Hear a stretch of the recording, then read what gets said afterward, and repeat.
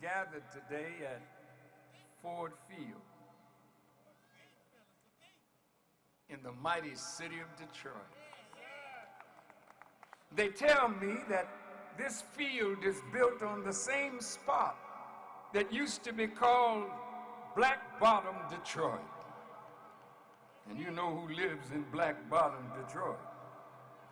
Well, every February 26th, we in the Nation of Islam celebrate the birth of a man who came to us. He said he came from the holy city of Mecca in Arabia. He was an Arab. But he came to start the blacks of America in this process that we call restoration, reconciliation, reparation. But the word that both the Bible and Qur'an use is resurrection. His name, when he left us, he said, "My name is W. Farrkhan Muhammad." He was born February the 26th, 1877. Let's stop a minute. He was born from a woman. Allah neither begets nor is begotten.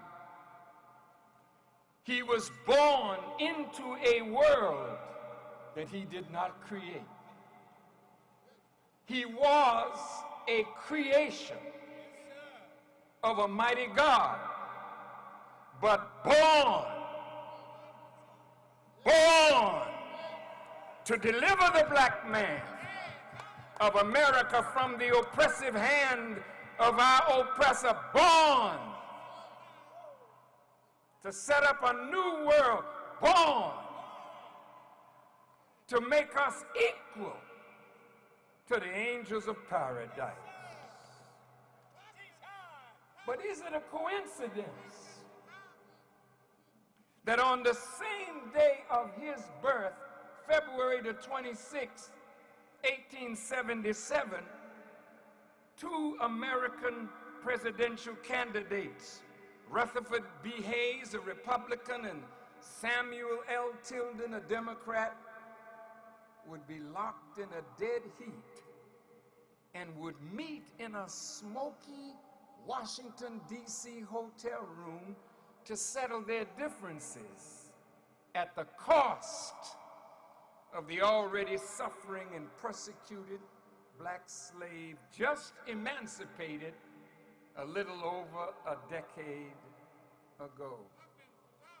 So they and their cohorts agreed that Mr. Hayes would be the winner and become the 19th president of the United States of America.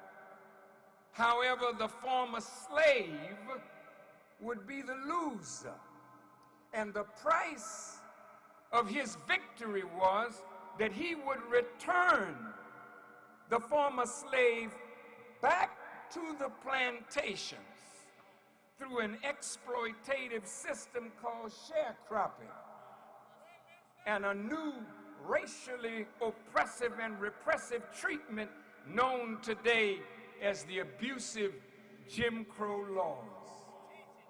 There would be no civil rights for the black man and woman, just organized terrorist attacks, the formation of the Ku Klux Klan, and a promise that the government of the United States would turn its head with a blind eye as we went through over 100 years of lynching. With due respect to Mr. Ford, who this beautiful arena is named after, in the word Ford, you have three consonants, F, R, D, with a vowel O. But from what they tell me of Arabic, it is a language of consonants. If you see the same consonants, even the change of the vowel will not alter completely the meaning of the word. So, If we change the O to an A, instead of Ford Field, it would be Farrkhan Field.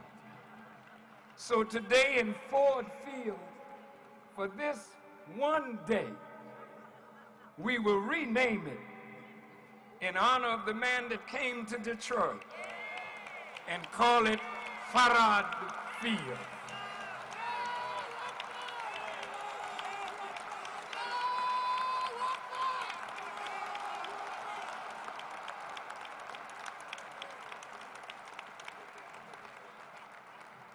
You know, when a man is born of a woman, physically he can't live but so long. When a man is born of a woman, like Methuselah, he lived 969 years, but he had the taste of death. There is no death for Allah, He's the ever-living.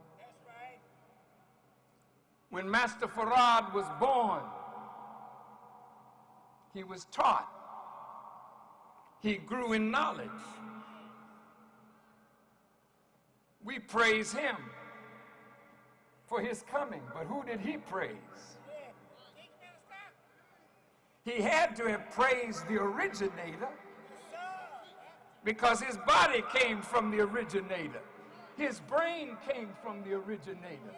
His mind came from the originator, even though he was a man of great power.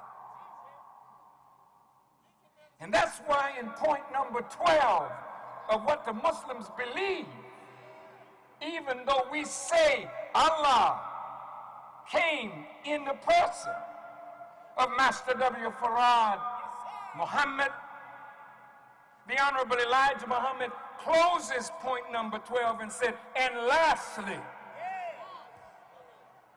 there is no God but Allah, and He will set up a government of peace, freedom, justice, and equality wherein we all will have peace. So who is Farad Muhammad?